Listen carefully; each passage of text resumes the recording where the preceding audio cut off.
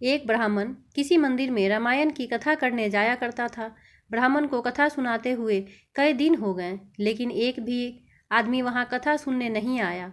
एक दिन ब्राह्मण देवता जब कथा पढ़कर वापस लौटे तो राम की मूर्ति ने अपने पास खड़े हनुमान से पूछा, हे पवन पुत्र, यह बेचारा ब्राह्मण रोज कथा करने आता है, लेकिन सुनने वाला कोई नहीं। भक्तों के न आने से ब्राह्मण देवता को रोज खाली ही हाथ लौट जाना पड़ता है। अब जिस दिन कथा समाप्त होगी उस दिन ब्राह्मण को कुछ न कुछ मिलना जरूरी है।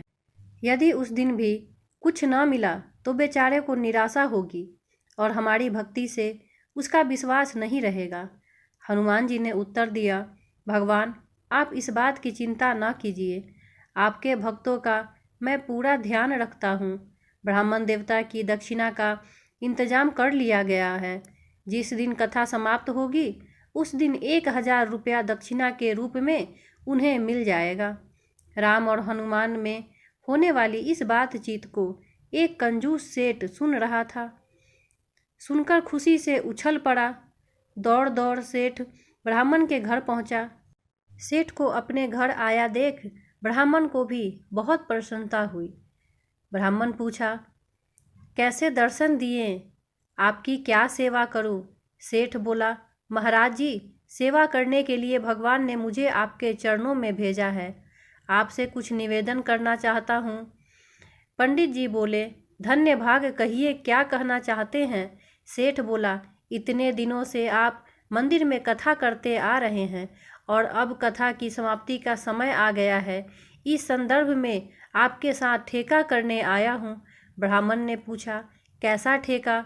यही कि कथा की समाप्ति के दिन जो दान दक्षिणा अन्न वस्त्र आपको प्राप्त होगा वह मेरा रहा। उसके बदले मैं आपको 500 रुपये देता हूँ। यह कहकर सेठ ने 500 रुपये निकाले और ब्राह्मण के सामने रख दिया। ब्राह्मण को हंसी आ गई। बोला, सेठ जी, क्यों मेरी हंसी उड़ा रहे हैं? आपने देख रहे हैं कि मैं कई दिनों से कथा कह रहा हूँ, लेकिन श्रोता तो एक भी नहीं आता। मुझे लगता है कि समाप्ति के दिन भी वहाँ कोई नहीं आएगा। जब लोग ही नहीं आएंगे तो दान दक्षिणा कहाँ से मिलेगी? सेठ बोला, कोई बात नहीं, चाहे कुछ भी मिले या ना मिले, वो तो मेरे भाग्य की बात है। जितना मिलेगा वह मेरा रहा। उसके बदले में आप 500 रुपये रख लीजिए।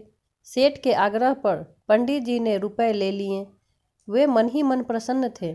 जहाँ एक भी रुपया मिलने की आशा नहीं थी, वहाँ 500 रुपये उन्हें मुफ्त में आया लग रहा था। बात पक्की हो गई। कथा की समाप्ति के दिन सेठ जी ब्राह्मण को लेकर मंदिर पहुँचे। विधि विधान पूर्वक कथा आरंभ हुई। सेठ जी भक्ति भाव से कथा सुनने रहे।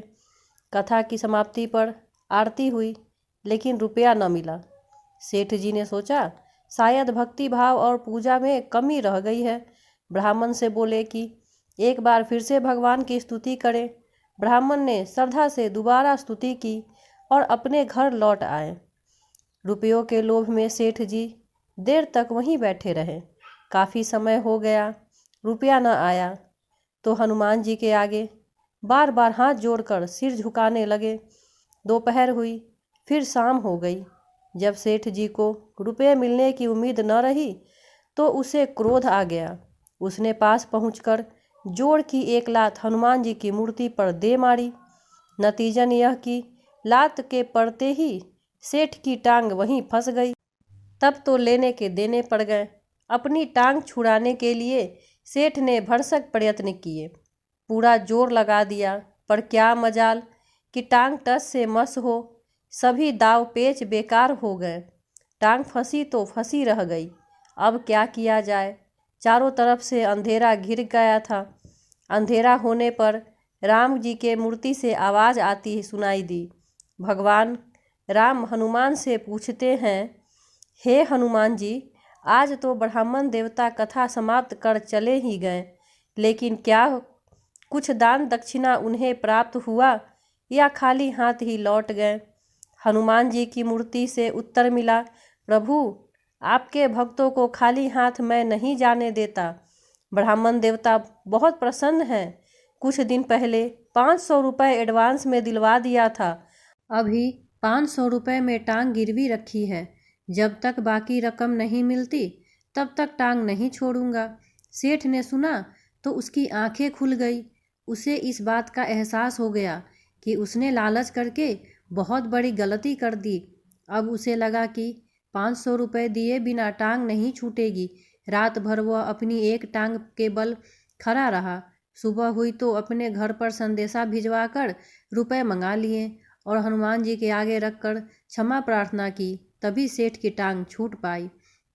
दोस्तों, ये कहानी आपको कैसी लगी? अगर अच्छी लगी हो तो मेरे वीडियो को लाइक करें, कमेंट करें, अपने परिवार अपने फ्रेंड में इसको शेयर करें।